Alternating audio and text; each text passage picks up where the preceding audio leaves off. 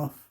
Listen to this after I just posted Kind of quiet because the walls here are very thin, and I don't want to give the French-speaking people in the next room a secret, preview of this week's, month's, whatever, deep space updates.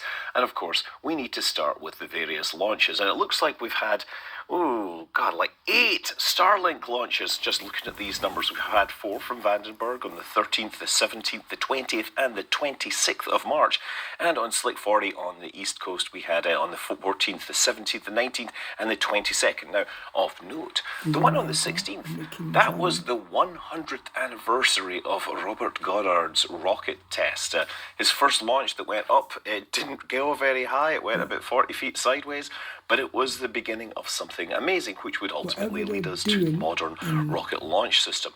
That was also the same day that Starlink reached 10,000 satellites in orbit, which is impressive. Simultaneously, they'd launched more than that, but this was the time when they reached that point. Also, the March 26th launch on recovery of Starlink means that SpaceX has now launched and landed 500 rockets. So that's another important landmark. Anyway, for the rest of the launches, March 15th, we have a Long March 6A launching Yaogan spy satellites for China's military out of Taiwan. This is a slightly retrograde orbit by the looks of things, which is interesting. March